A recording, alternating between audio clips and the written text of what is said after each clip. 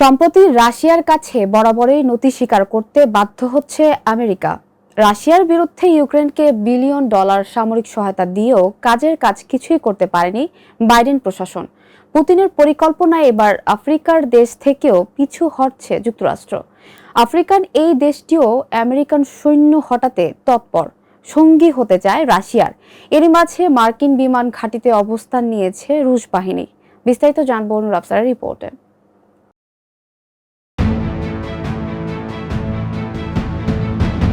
পশ্চিম আফ্রিকার দেশ নাইজারের একটি বিমান ঘাঁটিতে প্রবেশ করেছেন রুশ সেনারা। এই বিমান ঘাঁটিতে মার্কিন বাহিনীর অবস্থান রয়েছে।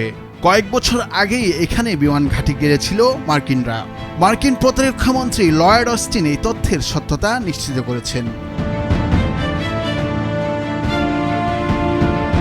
সম্প্রতি নাইজারের সামরিক জান্তা সে দেশ থেকে মার্কিন সেনাদের বহিষ্কারের সিদ্ধান্ত নেয়।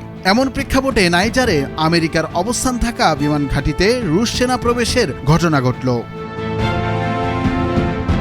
নাইজারের জান্তা গত মার্চ মাসে ওয়াশিংটনকে জানিয়ে দেয়, দেশটিতে থাকা মার্কিন সামরিক বাহিনীর প্রায় 1000 সদস্যকে অবশ্যই প্রত্যাহার করতে হবে।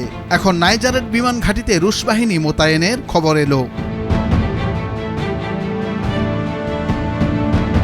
গত বছরের জুলাইয়ে নাইজারের সামরিক অভ্যুত্থান হয়।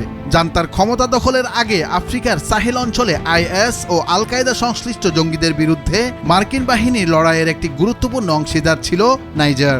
অঞ্চলটিতে এখন প্রাণঘাতী সহিংসতা বেড়ে যেতে দেখা গেছে।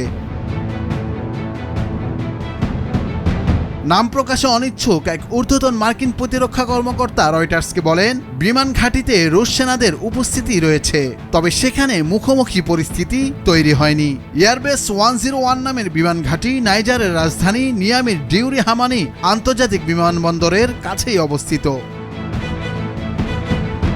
মার্কিন প্রতিরক্ষামন্ত্রী অস্টিন বলেন, এয়ারবেস 101-এ মার্কিন বাহিনী আছে। এটি নাইজার বিমান বাহিনীর একটি ঘাঁটি।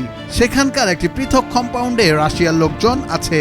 তবে এই মুহূর্তে তিনি সেখানে মার্কিন বাহিনীর নিরাপত্তা সুরক্ষার ক্ষেত্রে বড় কোনো সমস্যা দেখতে পাচ্ছেন না। মাত্র 6 বছর আগে যুক্তরাষ্ট্রে 10 কোটি মার্কিন ডলার খরচ করে নাইজারে একটি সামরিক ঘাঁটি নির্মাণ করে, যে ঘাঁটি পশ্চিম আফ্রিকায় ইসলামীপন্থী জঙ্গিদের বিরুদ্ধে যুদ্ধে যুক্তরাষ্ট্র ও ফ্রান্সের কৌশলে গুরুত্বপূর্ণ ভূমিকা রাখছিল। কিন্তু গত বছর সেনা অভ্যুত্থানের মাধ্যমে নাইজারে ক্ষমতার পালাবদল হলে যুক্তরাষ্ট্র এবং ফ্রান্স উভয়ের সঙ্গে দেশটির সম্পর্কের অবনতি হয়।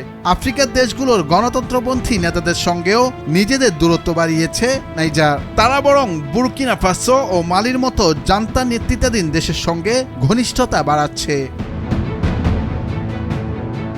পশ্চিম আফ্রিকার দেশটির বর্তমান জান্তা সরকার যুক্তরাষ্ট্র নয়, বরং রাশিয়ার সঙ্গে সম্পর্ক ঘনিষ্ঠ করতে আগ্রহী। গত বছর অভ্যুত্থানের মাধ্যমে নাইজারের সেনাবাহিনী দেশটির ক্ষমতা দখল করে।